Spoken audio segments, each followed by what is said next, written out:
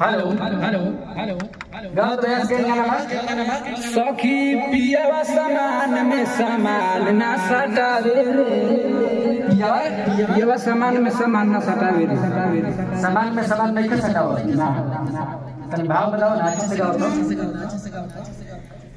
सखी पियावा सामान में सामान ना सटावे रे सामान में सामान ना सटावे ये गाना है ये गाना अच्छा का नाम है का नाम का आता है बाबू हमार नाम रंजन रंगीला रंजन रंगीला हां ये सब गाने गाओ सर गाना ही बड़ा बढ़िया बढ़िया गाना सामान में सामान ना सटावे अरे मुझे घड़ी सिचुएशन के सिचुएशन के हिसाब से रिजर्वेशन देखल जाता है अच्छा डिस्पोजल में क्या नहीं हो रहा ना कहे के मतलब ई बा कि जे तो रे बेर समस्या चलता वही हिसाब से गाना गावल जाता है गाना कोनो खराब नहीं खे समझला के फिर बा बीट पाओ तो ओकर बाद से बातचीत होई पहले बीट पाओ ठीक है पियवा के बाटे नहीं कुछ के रे सारा ई अगुए के बाटे कसूर रे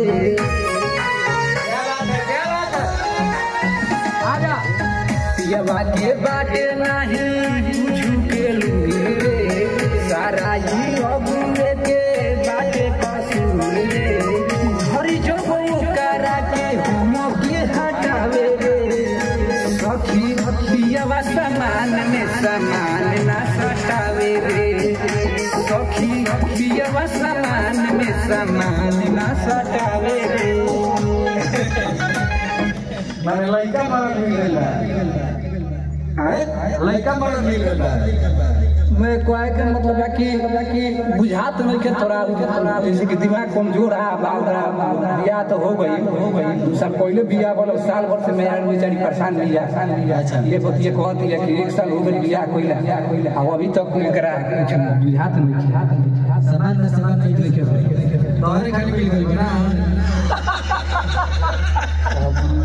क्या बात है चलिए अंतरा ये तो याद है अंतरा हाँ याद है चलिए रंजन नाम है आपका कहाँ घर हुआ हमारा घर सिद्धोलिया पड़ेगा सिद्धोलिया से आगे सकला गांव से है सकला गांव में घर है अच्छा आदमी है गाइए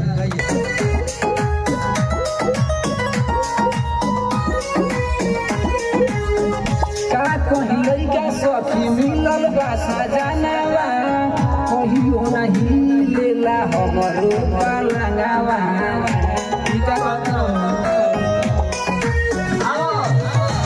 का कहीं लइका सखी मिलल बा सजनावा कहियो नहीं लेला हमरो पलंगवा देवरा हसियार बाटे चाहेला पटावे रे सखी पियवा सामान में सामान ना सटावे रे सखी सैया सामान में सामान ना सटावे रे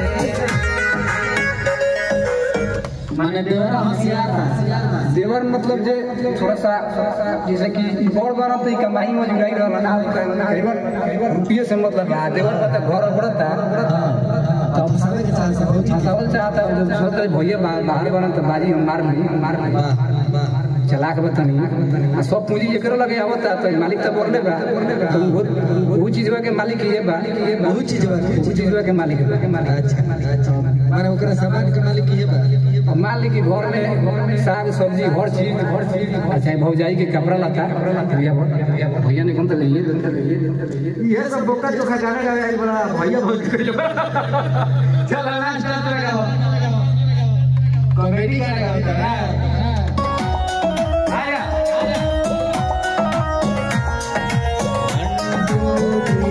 रंजन रंगीला में गावे रे कमी ओकरा से लागो कावे डोने बनाई मम्मी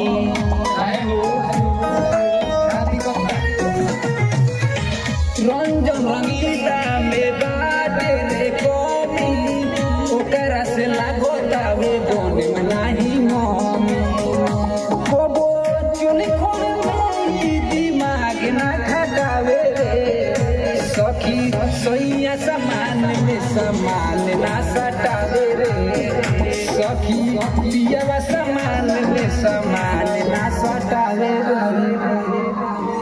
बहुत बढ़िया गाना बा। पहले एक बार आओ फिर से अपन नाम बताओ तो बाबू। हेलो हेलो हेलो हेलो नाम बताइबो। हां आइ सुना का का नाम हो? हमार नाम रंजन है। एल्बम में नाम चलेला रंजन रंगीला। रंजन रंगीला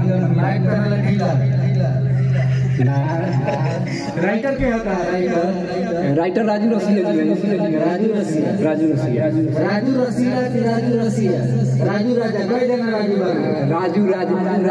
राजू रसिया ना हमरा नंबर थोड़ा भोर पर आता लेकिन अच्छा गाना लिखते तो नाम उनको पता नहीं था। राजू रसिया का नाम हो? राजू राजा तो ये मुखड़ा का बड़ा मुखड़ा के फिर से लेके बच्चे अच्छा से खाली आ जा। ठीक बा तो बोले लगे राजू राजा।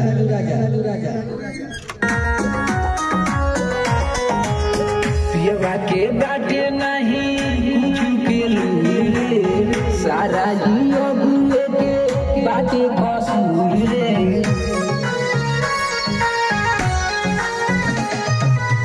पियवा के बाटे नहीं कुछ के लिए सारा जियो गुए के बाटे कसूर रे।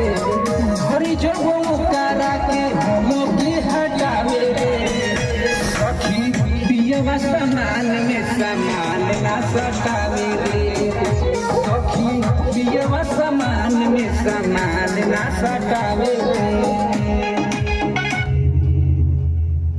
बहुत बढ़िया गाओ था भैया। सब गाना कैसे बोला? गाना लगभग हम कमलेश रिकॉर्ड के माध्यम से हम 10 गो गाना मिले बने। कमलेश रिकॉर्ड के माध्यम से भेज बना जी। गाना चलतो बताया। हाँ चलता गाना ऑर्केस्ट्रा में चलता। हाँ ये लोग मोबाइल में ना ऑर्केस्ट्रा में चलता मोबाइल में तो यूट्यूब पर बात मोबाइल में ऑर्केस्ट्रा में बाजी ऐसा थोड़ी बात बाजता। अच्छा आगे कोनो नेक्स्ट गाना की तैयारी बा? हाँ तैयारी बा। एक बाद होली के गाना खुली होई। होली नहीं आ रहा था तो होली के गाना चलेगा।